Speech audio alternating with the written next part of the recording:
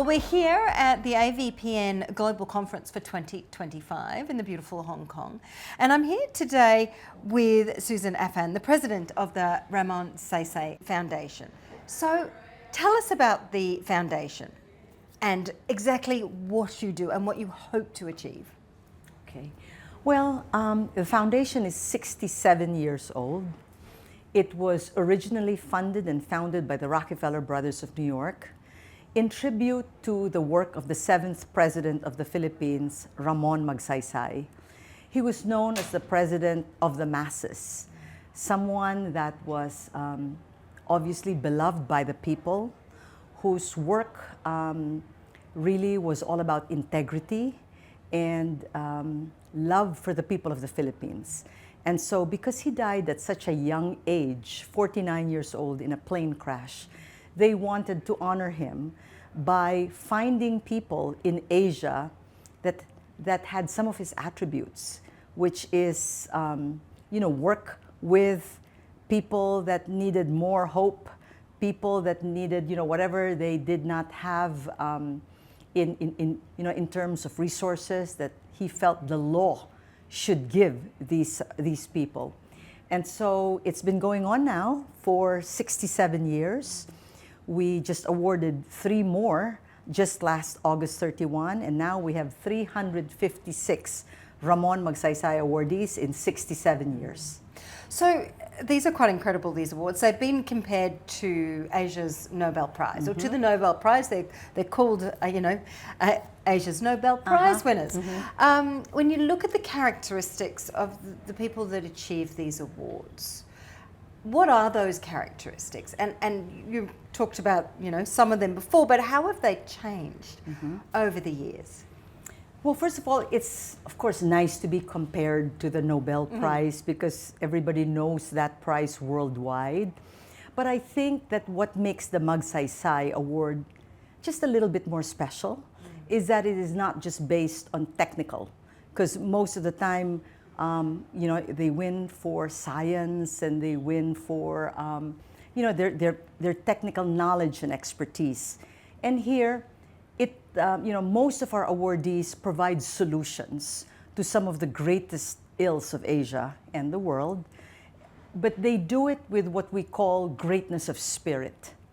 So there is that moral compass. There is that part of the individual's character that is taken into account, that always chooses what is better for the community, the greater good, versus just for personal gain or glory. So you just talked about the number of awards that the foundation, has given out over the years. Tell us about your most recent award winners. The first one comes from India. It's the first organization that we're giving the award to in India, and it's Educate Girls. They're widely known as Educate Girls, and they help educate the women or the girls. They start as girls in India, who are many times married off at very young ages, only for them in their teenage years, after giving birth to several children, do they begin to read and write. And so it's such a phenomenal organization that gives second chances to women.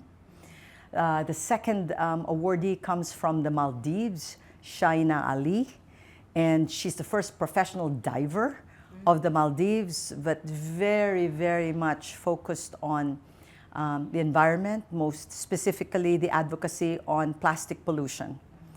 Because we all know that the Maldives is paradise, it's a heavenly place to vacation. It is amazing. But they import everything, and so there's so much waste. And if we don't do anything, or if they don't do anything quite drastic to address pollution, climate change, some of our children might not see Maldives anymore. It might just disappear. So that's her advocacy. So all about the environment. And the third is a Filipino priest, actually, Father Flavi Villanueva.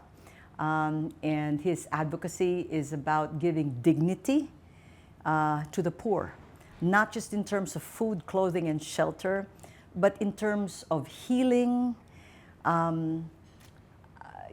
just the outer, but the inner self. And again, giving people second chances, because he himself was a drug addict at age 14, found his way back to the church, and now has helped thousands of people in terms of refreshing and renewing their lives to make sure that they become whole again, not just for their families, but for the communities as a whole.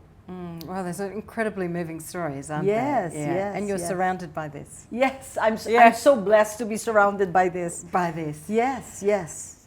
So when you look forward over the next 5 years, Susan, what would you like to see from the foundation? You know, it's interesting that you say that because we're actually having a dream workshop in October, precisely to figure out this is who we were, this is who we are, and where do we want to be.